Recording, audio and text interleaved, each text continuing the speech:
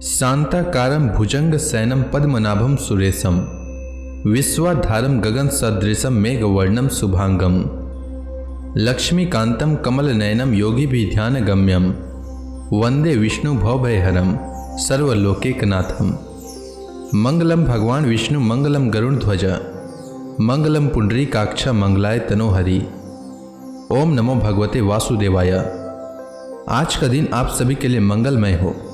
आज मैं कार्तिक मास की कथा का 13वां अध्याय सुनाने वाला हूँ। शास्त्रों के अनुसार कार्तिक माह में प्रतिदिन स्नान करना चाहिए और भगवान विष्णु, माता लक्ष्मी एवं तुलसी माता की पूजा करनी चाहिए। साथ ही कार्तिक मास महात्म्य की कथा का पाठ अथवा श्रवण करना चाहिए। इससे जन्म जन्मांतर के पाप कर्मों का नाश होता है और घर में सुख समृद्धि का वास होता है। तो आइए श्रवण करते हैं कार्तिक मास महात्म्य की कथा का 13वां अध्याय। भगवान श्री कृष्ण सत्यभामा से कहते हैं, हे प्रिय, नारद जी का यह वचन सुनकर महाराज पृथु बहुत आश्चर्यचकित हुए। अंत में उन्होंने नारद जी का पूजन करके उनको विदा किया। इसलिए माघ, कार्तिक और एकादशी यह 3 व्रत मुझे अत्यधिक प्रिय हैं। वनस्पतियों में तुलसी, महीनों में कार्तिक, तिथियों में एकादशी और क्षेत्रों में प्रयाग मुझे बहुत प्रिय है। जो मनुष्य इंद्रियों पर विजय प्राप्त कर इनका सेवन करता है वह मुझे यज्ञ करने वाले मनुष्य से भी अधिक प्रिय है। जो मनुष्य विधि पूर्वक इनकी सेवा करते हैं, मेरी कृपा से उन्हें समस्त पापों से छुटकारा मिल जाता है। भगवान श्री कृष्ण के वचन सुनकर सत्यभामा ने कहा, हे प्रभु, आपने बहुत ही अद्भुत बात कही है कि दूसरे के लिए पुण्य के फल से कलह की मुक्ति हो गई। यह प्रभावशाली कार्तिक मास आपको बहुत अधिक प्रिय है, जिससे पतिद्रोह का पाप केवल स्नान के पुण्य से ही नष्ट हो गया। दूसरे मनुष्य द्वारा किया हुआ पुण्य उसके देने से किस प्रकार मिल जाता है, यह आप मुझे बताने की कृपा करें। भगवान श्री कृष्ण बोले, हे प्रिय, जिस कर्म द्वारा बिना दिया हुआ पुण्य और पाप मिलता है उसे ध्यान पूर्वक सुनो। सतयुग में देश, ग्राम तथा कुलों को दिया हुआ पुण्य या पाप मिलता था, किंतु कलयुग में केवल कर्ता को ही पाप तथा पुण्य का फल भोगना पड़ता है। संसर्ग न करने पर भी वह व्यवस्था की गई है और संसर्ग से पाप व पुण्य दूसरे को मिलता है, उसकी व्यवस्था भी सुनो। पढ़ाना, यज्ञ कराना और एक साथ भोजन करने से पाप पुण्य का आधा फल मिलता है। एक आसन पर बैठने तथा सवारी पर चढ़ने से, श्वास के आने जाने से पुण्य व पाप का चौथा भाग जीवन मात्र को मिलता है। छूने से, भोजन करने से और दूसरे की स्तुति करने से पुण्य और पाप का 6वां भाग मिलता है। दूसरे की निंदा, चुगली और धिक्कार करने से उसका 7वां भाग मिलता है। पुण्य करने वाले मनुष्यों की जो कोई सेवा करता है वह सेवा का भाग लेता है और अपना पुण्य उसे देता है।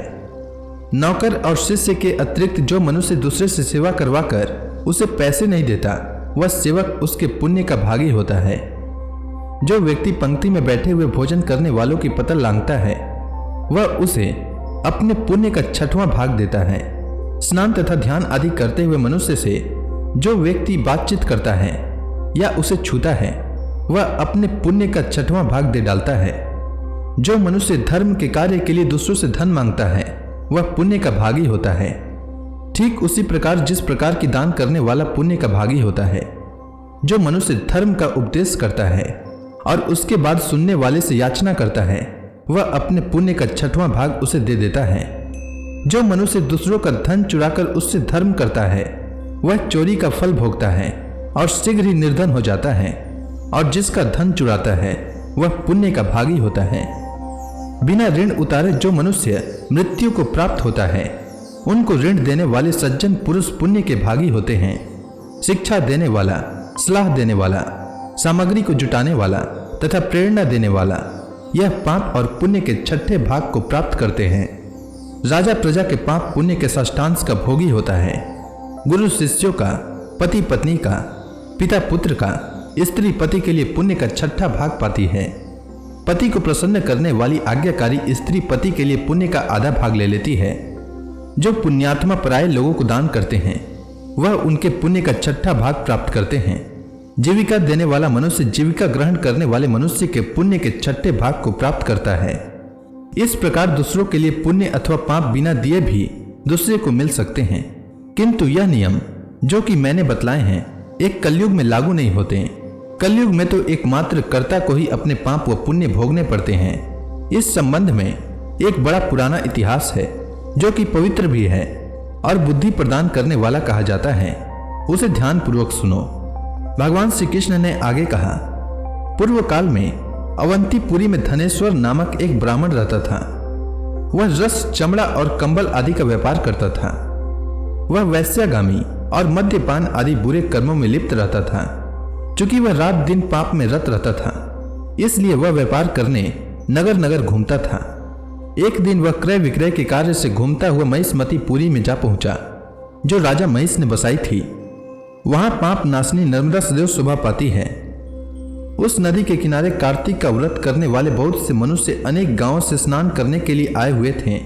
धनेश्वर ने उन सबको देखा और अपना सामान बेचता हुआ वह भी 1 मास तक वहीं रहा। वह अपना माल बेचता हुआ नर्मदा नदी के तट पर घूमता हुआ स्नान, जप और देवार्चन में लगे हुए ब्राह्मणों को देखता और वैष्णवों के मुख से भगवान विष्णु के नामों का कीर्तन सुनता था। वह वहां रहकर उनको स्पर्श करता था, उनसे बातचीत करता था। वह कार्तिक के व्रत की उद्यापन विधि तथा जागरण भी देखता रहा। उसने पूर्णिमा के व्रत को भी देखा कि व्रती ब्राह्मणों और गौओं को भोजन करा रहे हैं, उनको दक्षिणा आदि भी दे रहे हैं। उसने नित्य प्रति भगवान शंकर की प्रसन्नता के लिए होती दीपमाला भी देखी। त्रिपुर नामक राक्षस के 3 पुरों को भगवान शिव ने इसी तिथि को जलाया था। इसलिए शिव जी के भक्त इस तिथि को दीप उत्सव मनाते हैं। जो मनुष्य मुझ में और शिव जी में भेद करता है, उसकी समस्त क्रियाएं निष्फल हो जाती है। इस प्रकार नर्मदा के तट पर रहते हुए जब उसको 1 माह व्यतीत हो गया, तो एक दिन अचानक उसे किसी काले सांप ने डस लिया। इससे विवल होकर वह भूमि पर गिर पड़ा। उसकी यह दशा देखकर वहां के दयालु भक्तों ने उसे चारों ओर से घेर लिया और उसके मुख पर तुलसी दल मिश्रित जल के छींटे देने लगे। जब उसके प्राण निकल गए, तब यमदूतों ने आकर उसे बांध लिया और कोड़े बरसाते हुए उसे यमपुरी ले गए। उसे देखकर चित्रगुप्त ने यमराज से कहा, इसने बाल्यावस्था से लेकर आज तक केवल बुरे कार्य ही किए हैं। इसके जीवन में तो पुण्य का लेस मात्र भी दृष्टि गोचर नहीं होता। यदि मैं पूरे 1 वर्ष तक भी आपको सुनाता रहूं, तो भी इसके पापों की सूची समाप्त नहीं होगी। यह महापापी है, इसलिए इसको 1 कल्प तक घोर नरक में डालना चाहिए। चित्रगुप्त की बात सुनकर यमराज ने कुपित होकर कालनेमी के समान अपना भयंकर रूप दिखाते हुए अपने अनुचरों को आज्ञा देते हुए कहा, हे प्रेत सेनापतियों, इस दुष्ट को मुदगरों से मारते हुए कुंभी पाक नरक में डाल दो। सेनापतियों ने मुदगरों से उसका सिर फोड़ते हुए कुंभी पाक नरक में ले जाकर खौलते हुए तेल के कड़ाहे में डाल दिया। प्रेत सेनापतियों ने उसे जैसे ही तेल के कड़ाहे में डाला, वैसे ही वहां का कुंड शीतल हो गया। ठीक उसी प्रकार जिस प्रकार पूर्व काल में प्रहलाद जी को डालने से दैत्यों की जलाई हुई अग्नि ठंडी हो गई थी। यह विचित्र घटना देखकर प्रेत सेनापति यमराज के पास गए और उनसे सारा वृत्तांत कहा। सारी बात सुनकर यमराज जी भी आश्चर्यचकित हो गए और इस विषय में पूछताछ करने लगे।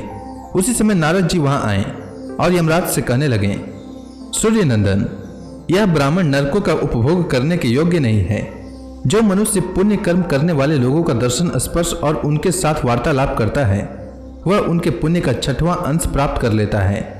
यह धनेश्वर तो 1 मास तक श्रीहरि के कार्तिक व्रत का अनुष्ठान करने वाले असंख्य मनुष्यों के संपर्क में रहा है, अतः यह उन सब के पुण्यांश का भागी हुआ है। इसको अनिच्छा से पुण्य प्राप्त हुआ है, इसलिए यह यक्ष की योनि में रहे और पाप भोग के रूप में सब नरक का दर्शन मात्र करके ही यम यातना से मुक्त हो जाए। भगवान श्री कृष्ण ने कहा, सत्यभामा, नारद जी के इस प्रकार कहकर चले जाने के पश्चात धनेश्वर को पुण्यात्मा समझते हुए यमराज ने दूतों को उसे नरक दिखाने की आज्ञा दी। तो इसी के साथ कार्तिक मास महात्म्य की कथा का 13वां अध्याय पूर्ण हुआ। अब आगे की कथा मैं कल लेकर आता हूँ। तब तक के लिए भगवान विष्णु का नाम लेते रहें। तो प्रेम से बोलिए भगवान विष्णु की जय, माता लक्ष्मी की जय, तुलसी माता की जय, श्री कृष्ण भगवान की जय, समस्त देवी देवताओं की जय।